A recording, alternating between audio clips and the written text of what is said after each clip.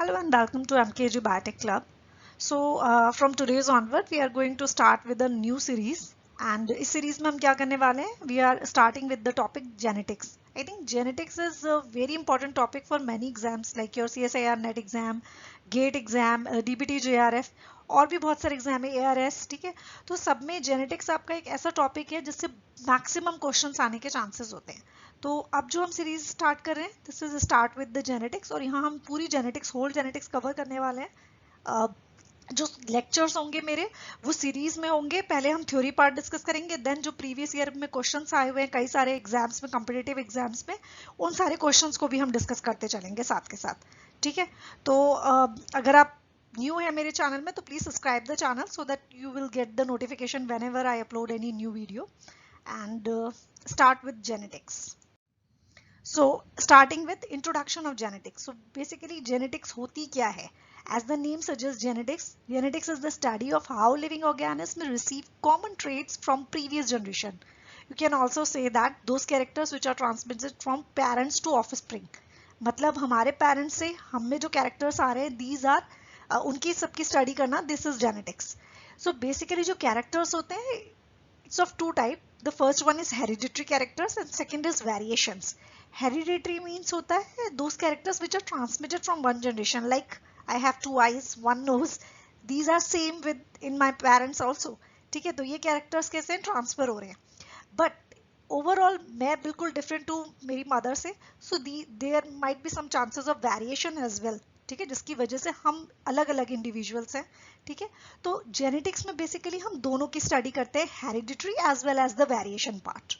Okay, these traits are described by the genetic information carried by a molecule called DNA. You know that DNA is a molecule जो हमारे सारे traits को या you can से information को transfer कर रहा है एक जनरेशन से दूसरे जनरेशन में. आपको पता है डीएनए इंफॉर्मेशन को कोड करता है आरएनए की फॉर्म में, बेसिकली एमआरएनए की फॉर्म में with the help of transcription, and then वही इंफॉर्मेशन ट्रांसफर होती है ट्रांसलेशन के थ्रू प्रोटीन्स में, जो प्रोटीन कोड करती है किसी पर्टिकुलर जीन के लिए. ठीक है, तो यहाँ हम जीन की बात करें तो आप कह सकते हो अल्टीमेटली हम बात डीएनए की ही कर रहे हैं. The instructions for constructing and operating an organism are contained in the organism DNA. ठीक है, तो जो भी कैरेक्टर्स हैं या जो भी ट्रेट्स हैं जो कंट्रोल कर रहे हैं सारे कैरेक्टर्स को जो एक जनरेशन से दूसरी जनरेशन में ट्रांसफर हो रहे हैं, these all are through DNA molecule. Okay, so यहाँ पे जेनेटिक्स के बारे में बेसिकली आपको पता है मेंडल्स लॉ से स्टार्ट होती है जेनेटिक्स, तो उसको भी पढ़ने से पहले कुछ ऐसी टर्म्स है जिनके बारे में अवेयर होना आपके लिए बहुत ज़्यादा ज़रूरी है. नॉट ओनली अवेयर, आपको उनका कॉन्सेप्ट समझना बहुत ज़रूरी है क्योंकि ये टर्म्स रिपीटेडली पूरी जेनेटिक्स में यूज़ होने वाली हैं. तो यहाँ पे अगर ये टर्म्स आपको क्लियर हो जाएंगे, इट्स बेनिफिशियल फॉर यू कि आगे कोई प्रॉब्लम ना आए. So first is allele. एक टर्म आता है allele. What is allele? Allele is an alternative form of a gene that occurs at the same locus on homologous chromosome. आपको example के लिए मैंने कुछ फिगर्स ड्रॉ कर रखी हैं जहां पे ये आपको दिख रहा है कि ये एक क्रोमोसोम है और ये आपका दूसरा है. ये एलील्स क्या है? होमोलोगस, सेम सेगमेंट पे, जहां पे यहाँ पे कैपिटल ए प्रेजेंट है, यहाँ पे कैपिटल है, तो these R code for the allele 1. और यहीं पे जो स्मॉल ए आया, दीज आर एलील 2. ठीक है, एंड ये क्रोमोसोम्स किस टाइप के हैं? होमोलोगस है. अगर हेट्रोलोगस होगा तो वहां पे दो अलग अलग एलील आ गई, जैसे कि ये आपका capital A and small A. ठीक है, तो these are basically alleles. So allele होती क्या है? Alternative form of a gene. कोई एक जीन है, उसी की दो फॉर्म है. एक को हम कैपिटल ए से, आपको जनरली पता होगा, नहीं पता है तो आप याद कर लो, समझ लो. कैपिटल लेटर्स से जब भी हम डिनोट करते हैं that is for the dominant character, और हम स्मॉल लेटर से जो रिप्रेजेंट कर रहे हैं these are basically recessive characters. ठीक है, चाहे कुछ भी हो, टी हो, ए हो, आर हो, वाई हो, जहां भी कैपिटल लिखा है दैट मीन्स हम डोमिनेंट की बात कर रहे हैं, और जहां रेसेसिव को डिजिग्नेट करना है we use the small letters. Okay. Genotype. Genotype क्या होता है? बेसिकली जेनेटिक मेकअप, कि वो जीन्स किस तरीके से किसी ऑर्गेनिज्म में प्रेजेंट है. ठीक है, उसकी स्टडी करना, दैट इज जीनोटाइप.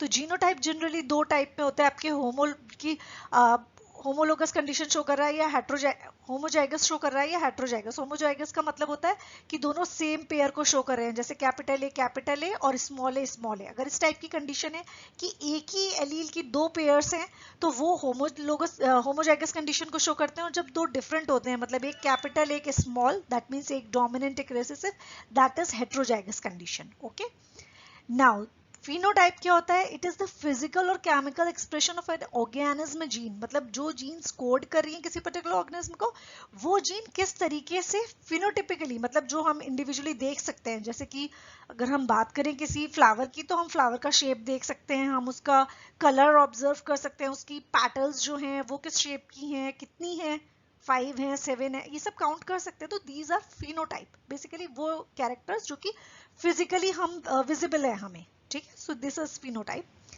डोमिनेंट क्या होता है? डोमिनेंट वो चीजें होती हैं या वो कैरेक्टर्स होते हैं जो कि हमेशा एक्सप्रेस्ड होते हैं, ऑलवेज एक्सप्रेस्ड, मतलब दूसरा प्रेजेंट है तो भी एक्सप्रेस करेंगे अपने कैरेक्टर को, और अगर नहीं प्रेजेंट है तब तो ये इंडिविजुअल है, मतलब होमोजाइगस कंडीशन में है तो शो करेंगे, ठीक है। तो homozygous as well as heterozygous both conditions में जो अपना एक्सप्रेशन शो करे, दैट इज डोमिनेंट। रेसेसिव क्या है? रेसेसिव वो होते हैं जो केवल अपने आप को तभी एक्सप्रेस कर पाते हैं जब वो होमोजाइगस कंडीशन में हो, मतलब कोई अगर दूसरा प्रेजेंट है, दूसरी एलील प्रेजेंट है, तो वो अपने एक्सप्रेशन को शो नहीं कर पाते हैं, ठीक है। तो only expressed in the homozygous condition, these are recessive. Another term is homozygous. Homozygous अभी हमने देखा ही था, क्या होता है?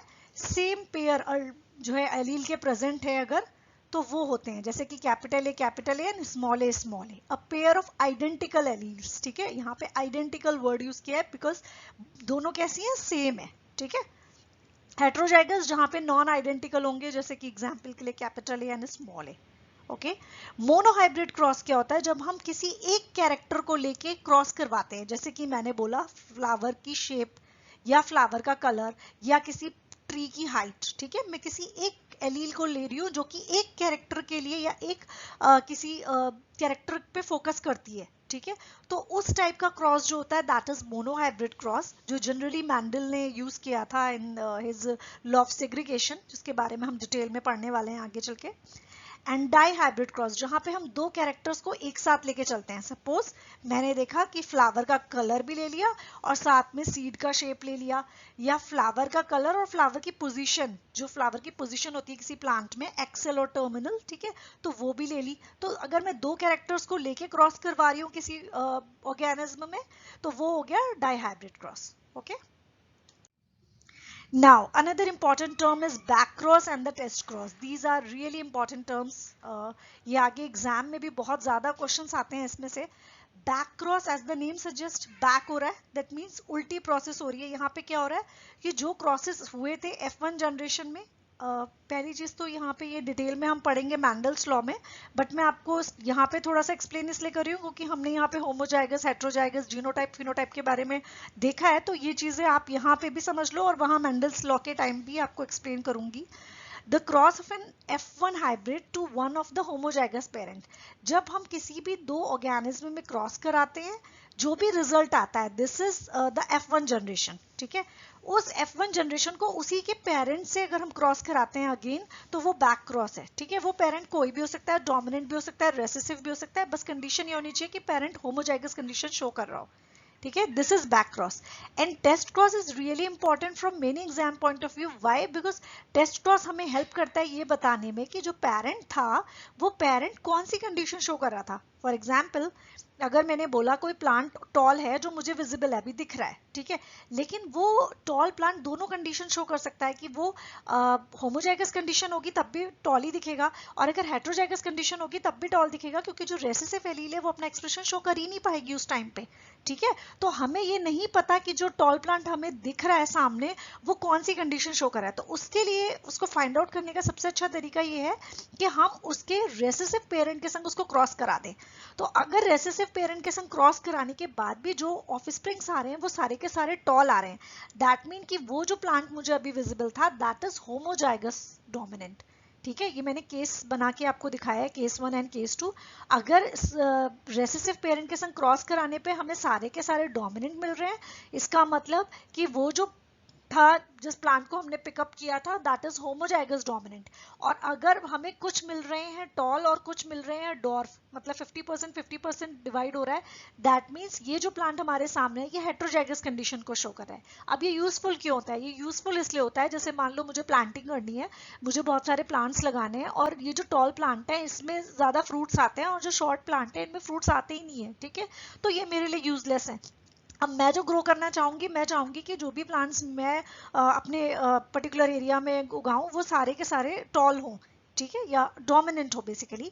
तो अगर मैं कोई प्रीवियस प्लांट लेती हूँ जो दिखने में तो टॉल है लेकिन मुझे पता नहीं है कि वो क्या है, तो मेरे लिए ये सिंपल है कि अगर ये टेस्ट करा के मैं पहले आइडेंटिफाई कर लूँ कि वो होमोजाइगस है कि हेट्रोजाइगस है। अगर होमोजाइगस होगा तो इट्स बेनिफिशियल फॉर मी, क्योंकि अब मैं जितने भी प्लांट्स लगाऊंगी वो सारे के सारे टॉल होने वाले हैं, सारे डोमिनेंट होने वाले हैं।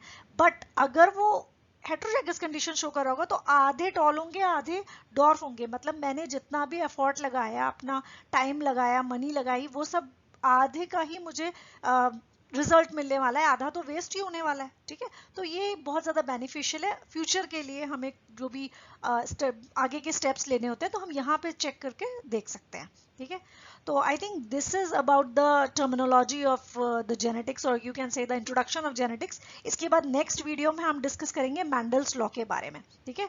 And if you are new to my channel, please subscribe the channel. And कोई भी आपके डिस्कशन है, कुछ भी है, तो आप कमेंट सेक्शन में जो है अपना मैसेज लिख सकते हो, या जो भी क्वेरी है वो टाइप कर सकते हो, I will answer your query. Okay.